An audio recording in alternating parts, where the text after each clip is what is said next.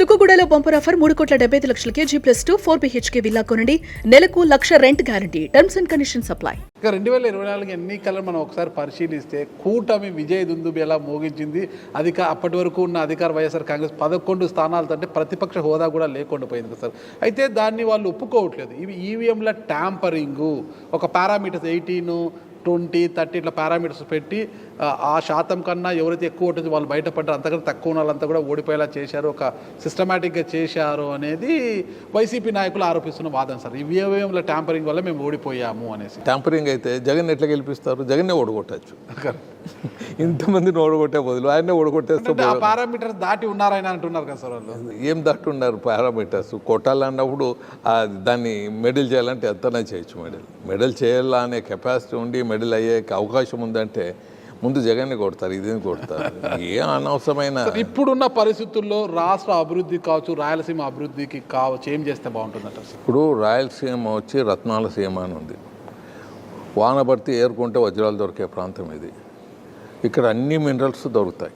Diamonds దొరుకుతుంది, gold దొరుకుతుంది, ఎన్నో ఈవెన్ స్టీల్ ప్లాంట్ పెట్టే అవకాశాలు ఉన్నాయి.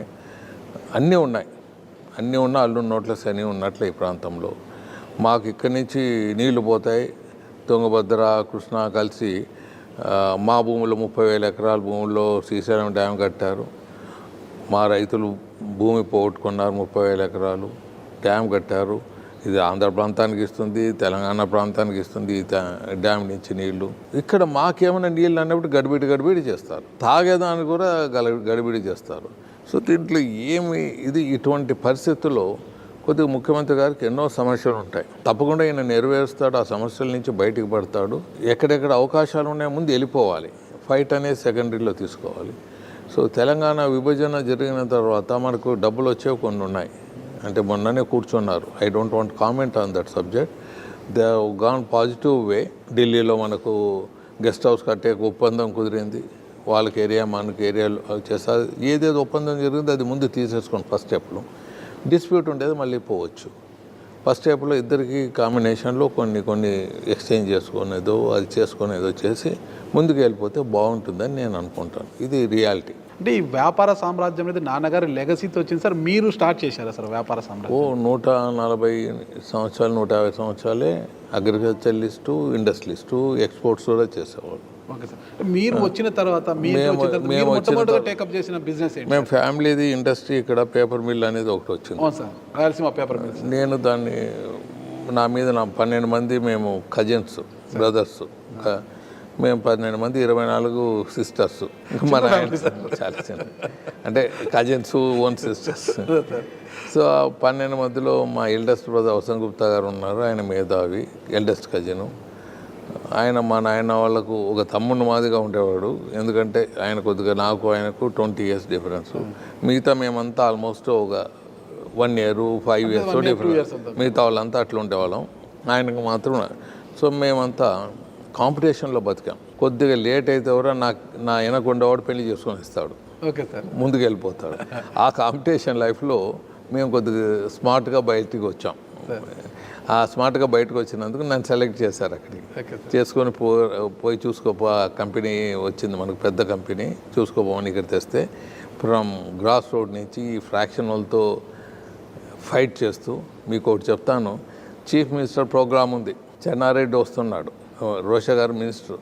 ఇక ఆయనకు చైర్ తెచ్చుకోవాలంటే జిల్లా పరిషత్లో చైర్ ఉంది పెద్దది. అంతే ఈ కర్నూలు అంత స్లమ్ ఏరియా, అంత పనికిరాని ఏరియా. ఏదైనా మంచి చైర్ సీఎంకి పెట్టాలంటే జిల్లా బస్సులో ఉంది. అది తెచ్చేదానికి మిగతా వేరే లీడర్స్ సపోర్ట్ చేశారు. లేదు, మేము ఇప్పించలేదు చైరు. అటువంటి పరిస్థితులు ఈ కర్నూలులో నేను ఇండస్ట్రీ పెట్టి వేలాది మందికి ఉద్యోగ అవకాశాలు కల్పించి సక్సెస్ఫుల్ మ్యాన్ బెస్ట్ ఇండస్ట్రీగా అవార్డ్స్ తీసుకొని చేశాను. మళ్ళీ ఫ్యామిలీ డివైడ్ అయింది, ఇండస్ట్రీ వేరే వాళ్ళకి పోయింది, వాళ్ళు నడపలేకపోయారు. అది it's a big story. Then I have started new industries.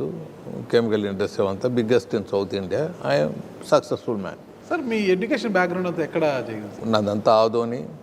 BCom ఏదే CA బ్రహ్మ అండ్ కంపెనీలో ఆర్టికల్స్ పోయినాను. ఒక 2 ఏళ్ళు చేశాను. ఇడిచిపెట్టి నన్ను సెలెక్ట్ చేస్తే కర్నూలుకి వచ్చాను. ఆ 2 ఏళ్ళు CAకి వెళ్ళి 2 years వెళ్ళి ఆర్టికల్స్ వెళ్ళాను. మళ్ళీ LLBకి అపేర్ అయినాను. LLB కూడా మధ్యలో నిలిపేసేసి దీనికి వచ్చాను. ఈ ఇండస్ట్రీకి నన్ను సెలెక్ట్ చేస్తే పరిగెత్తుకొని వచ్చాను. ఇంకా మీ విజన్ ఏంటి సార్? అసలుకి ఏమి ఇవ్వాలనుకుంటున్నారు ప్రజలకి? నాకు ముందు నుంచి మన ఆంధ్రాలో ఉత్తరాంధ్ర అండ్ రాయలసీమ ఈ రెండు మోస్ట్ బ్యాక్వర్డ్ ఏరియా. ఏమన్నా తప్పు చేస్తే శ్రీకాకుళం పంపించేలా పోస్టింగ్ అనే తత్వం ఉండేది. ఈ రాయలసీమలో ఉత్తరాంధ్రలో గంజి తాగి బతికేవాళ్ళు. ఈ రెండు ప్రాంతాల కోసం పోరాడాలి, ఈ రెండు ప్రాంతాలు అభివృద్ధి చెందాలని మనసా వాచ నాకు ముందుగా ఉండేది. అందుకే గత 50 సంవత్సరాలుగా నేను ఇండస్ట్రియల్ లైన్లో వచ్చినప్పటి నుంచి నా కంపెనీస్కి అంతా రాయలసీమ అని తగిలిచ్చాను బోర్డు. అంటే నాకున్న అభిమానం చెప్తున్నాను. సో ఇలాగా నాకు ఈ రెండు ప్రాంతాల మీద అమితమైన ప్రేమ ఉండేది ముందు నుంచి. బట్ అదృష్టవశాత్తు కొద్ది వరకు డెవలప్ అయిపోయింది ఉత్తరాంధ్రలో. So many reasons. రాయలసీమ ఇంకా పోలేదు. సో రెండు ప్రాంతాలు ఇంకా అభివృద్ధి గంజితాయిన ప్రాంతాలు ఇవంతా ఇంకా డెవలప్ అయ్యేదానికి అవకాశాలు ఉన్నాయి. ముందుకు పోవాలా, దానికోసం కృషి చేస్తూనే ఉంటాను. నా అభిలాష అది ఫండమెంటల్గా.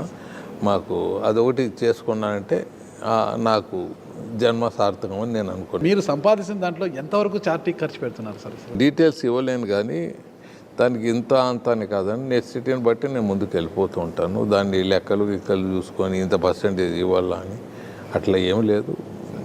వెన్ ఎవర్ నీడీ బేసిస్తో నేను ముందుకు వెళ్ళిపోతూ ఉంటాను. చాలామంది ముఖ్యమంత్రులు చూసారు. రాజశేఖర రెడ్డి గారిని చూశారు, చంద్రబాబు నాయుడు గారు చూశారు. ఇంకా ముందుకు కూడా నేను చిన్నప్పుడు బ్రహ్మారెడ్డి వాళ్ళు ఇంటికి వచ్చేవాళ్ళు. బ్రహ్మారెడ్డి గారు, మరి నిజలింగప్ప, కర్ణాటక సీఎం. రాజకీయాలకు ఎంటర్ అయినా అనలైజ్ అనేది ఒక రాజకీయంగా చూడవచ్చు, ఒక డెవలప్మెంట్ విషయంలో చూడండి. అందరినీ నేను దగ్గర. సో ఒక్కొక్కరు ఒక్కొక్క స్టైల్లో వెళ్ళారు. చెడ్డ అని ఎవరిని చెప్పాను. ఇప్పుడున్న పరిస్థితుల్లో రాష్ట్రంలో కూటమి అధికారంలో ఉంది సార్. అంటే ఇక్కడ టీడీపీ, జనసేన, బీజేపీ కలిసి ట్రావెల్ చేయడం కష్టము. ఖచ్చితంగా వీళ్ళ మధ్య విభేదాలు వస్తాయనేది వైఎస్ఆర్ కాంగ్రెస్ పార్టీ భావిస్తుంది.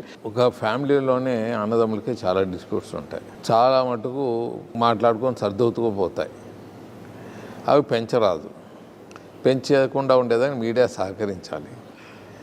వాళ్ళు అనుకుంటున్నా లేదో మన మీడియాలో వేసేస్తే వాళ్ళు అనుకొని కూడా వాళ్ళ నెత్తులు వేసినట్లు ఉంటుంది. మొన్న అయినారు. ఇవంతా మన మీడియా వాళ్ళు కొద్దిగా సహనం ఉండాలి. ఖచ్చితంగా సార్, సహనం ఉండాలా. చంద్రబాబు కోసం రోడ్లో నిలబడి కూర్చొని పోరాడాడు పవన్ కళ్యాణ్. బీజేపీతో కావాలంటే దూరం అయ్యే పరిస్థితి వచ్చింది ఆయనకు. అంత పరిస్థితుల్లో కూడా బీజేపీని, టీడీపీని కలిపి అలయన్స్లో ముందుకు పోయాడు. సో ఆయన గొప్పతనాన్ని మనం తప్పుపట్టలేము. ఆ టైంలో నేను పవన్ కళ్యాణ్తో కలిసినప్పుడు ఒక విషయం చెప్పాను. మీరు రాష్ట్రం అంతా నిలబడి మీరు కొన్ని సీట్లు గెలిస్తే, కొన్ని గెలిచినా లేకపోతే అన్నీ ఓడిపోయినా 100కి 10 మార్కులు రావచ్చు, 100కి 5 మార్కులే వస్తాయి. కొంతమంది గెలిస్తే మీరు ఒక 30-40 నిలబడి సర్దుబాటు చేసుకొని అన్నీ గెలిస్తే 100 మార్కులు వస్తాయి అని చెప్పాను. ఆయన మేబీ కరెక్టు, ఎక్కడ మెజార్టీ ఉంటుందో అక్కడ చూసుకొని మేము వర్కౌట్ చేస్తామని ఆయన చెప్పాడు. అది ఆయన కూడా మనసులో ఉండొచ్చు, ఏదో మనం చెప్పాము ఆయన చేశాడనేది కాదు. ఇటువంటివి మనం కలిసినప్పుడు మనం మంచివి ఏమైనా మాట్లాడితే వాళ్ళకి మన మీద సదాభిప్రాయం కలుగుతుంది. మనం వాళ్ళకి రెచ్చగొడితే ఇంకా రెచ్చిపోతారు. వాళ్ళు కొట్లాడతారని నేను ఊహించను, జరగదు కూడా. ఇద్దరు సర్దుకొని పోయేది. ఎందుకంటే ఒకరికొకరు బాగా మనసు ఇచ్చుకొని ముందుకు పోయారు. సో మనం అది ఎక్కడ ఎవరో చెప్పింది, మనం రాసింది అవి మీరు తీసుకోవద్దండి. ఖచ్చితంగా మీ మీడియా వాళ్ళని కోరేది ఏమంటే ముందు రాష్ట్రం బాగుపడాలంటే వాళ్ళంతా కలిసి ముందుకు పోవాలని కోరండి. మేము అదే కోరుతాం. ఖచ్చితంగా సార్, మీ ఆకాంక్ష నెరవేరాలి. ఖచ్చితంగా కూటమి సభ్యులంతా ఒకే తాటిపై ఉండి రాష్ట్ర అభివృద్ధి కోసం మోదీ గారు బ్లెస్సింగ్స్ ఎప్పుడు ఉంటాయి. మరి వీళ్ళు బాగున్నారంటే ఆయన బ్లెస్సింగ్స్ కంటిన్యూ అవుతాయని తెలియదు. ఇంటర్వ్యూ క్లైమాక్స్లో నేను మొదటి నుంచి అడగాలనుకుంటున్నాను సార్, అది మీ స్పెట్స్ ఉంది కదా సార్, ఆ ఫ్రేమ్ గోల్డ్ ఫ్రేమ్ సార్? ఇది గోల్డ్ ప్లేటెడ్ ఫ్రేమ్. గోల్డ్ కాదు సార్. ఏది చిన్నప్పటి నుంచి నేను ఇండస్ట్రీకి వచ్చినప్పుడు, నేను యాక్చువల్లీ వెరీ యంగ్ మ్యాన్. ఇక్కడ కర్నూలు పెద్ద ఇండస్ట్రీ పెట్టినప్పుడు ఇండస్ట్రియలిస్ట్గా కర్నూలు ఆదోన్లో ఉన్నా, ఇక్కడికి వచ్చి కర్నూలు పెద్ద ఇండస్ట్రీ పెట్టేటప్పుడు 24 ఇయర్స్ నాకు. టు లుక్ ఎల్డర్లీ పర్సన్ లేకపోతే ఒక హోదా కనపడాలని కోటు ఇవన్నీ మొదలుపెట్టాను.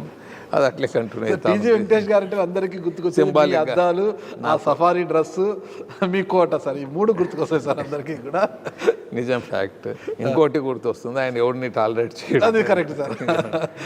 మంచికి మంచి, పంచుకు పంచు, ఇదైతే ఉంటుంది సార్. సుమన్ టీవీలో మీ పర్సనల్ అండ్ బిజినెస్ ప్రమోషన్స్ కోసం కింది నెంబర్కి కాంటాక్ట్ చేయండి.